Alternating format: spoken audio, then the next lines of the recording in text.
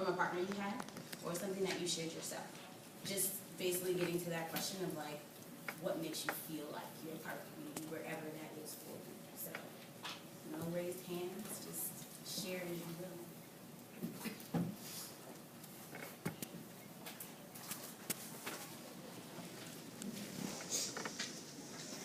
I feel like I felt more a part of my community that I physically actually live in, like the neighborhood, since I've learned more about it and just like walking around and exploring it, but also like actually, I don't know, like Googling it, just so I know the history and I think that's really important for me, just knowing what it used to look like and what it looks like now.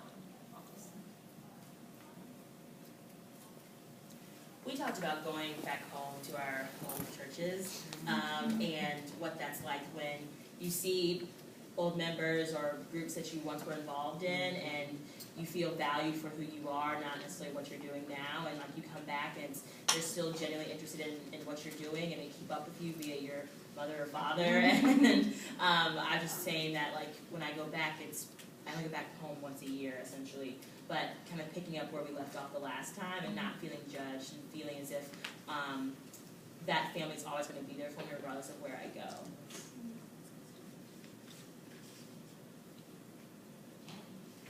I think there's an element of pride in considering yourself a part of a community. I taught at the high school that I went to on the west side of Detroit, and I feel like the message that was given to me through our high school was, you need to do well in the ACT, you need to do, have this GPA so that you can leave, basically, so you can get out of this, which was a very different message than what I took on coming back to the community after college, of saying that, no, we need to actually stay here and make this better, and so that we can all, enjoy the things that we already love about this area. So I think having that element of pride is important. I got a chance to meet Liz, which was really great. And I was just, I loved her story about being from Mississippi, being a former in Mississippi and now working in Mississippi.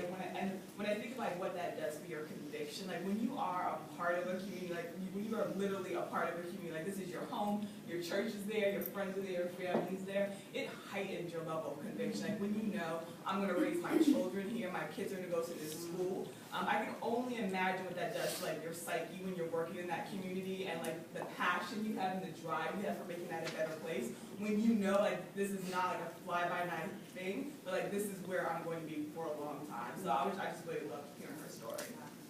What's hard for me about community is that it is hard for me to pin down the feeling of community to a geographic place. And I know that in our work, we're specifically, I guess, talking about a geographic place. For me, it's more about an understanding of history between each other that you get something together, and I think geographic location can play a role in that. But I think there's other stuff as well that is harder to get access to physically.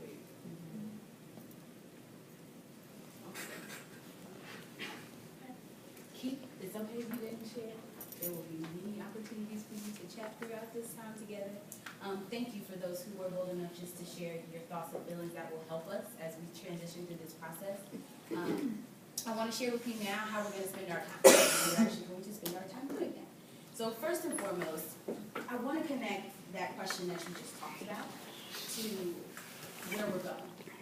So we asked you to take yourself to this place of, what does it feel like when I actually really feel like a part of the community, whether it's a what or a where.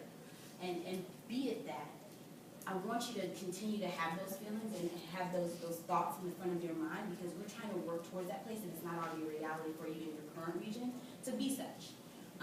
So keep that in the forefront of your mind. The first thing we're going to do is actually get very, very specific about your vision statement.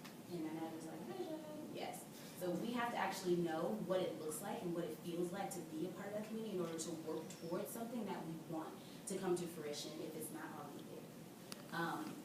Then what we're going to do is actually give you an opportunity to partner up with someone and really kind of defend that vision. Make sure that the thing that you care about, the thing that you're about to work towards, and the outcome that you want, about building, strengthening, and or maintaining those partnerships actually happens.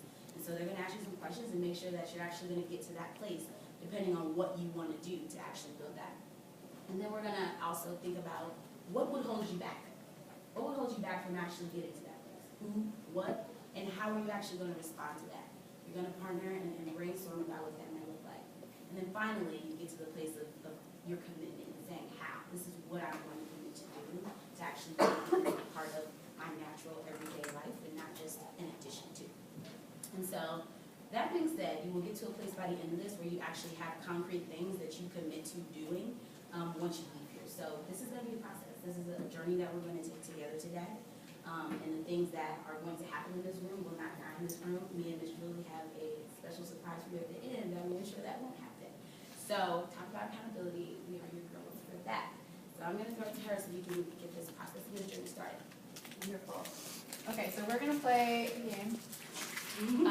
Some of you might have done this with your kids when we were teachers. Some of you might have done it on your leadership journey. It's called Take a Stand.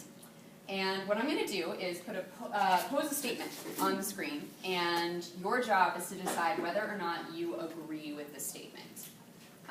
There are always shades of gray, but we want you to treat it as a binary yes or no. If your answer is yes, oh, I love this. People are like, I'm ready to go. If your answer is yes, you're going to move to my left. Is this stage left? Or I can never remember whether it's stage left is here or your left. But there's a sign that says yes, just in case. There's a sign that says yes, so if you agree, you'll move over to here. And if your answer is no, I disagree, you're going to move over to my right where the sign says no. And then when you get there, you'll have a couple minutes to talk to the other people who chose the same way that you did and ask each other why. So, without further ado, first statement. I personally have built and or maintained strong partnerships with my community. So, less than 20 seconds.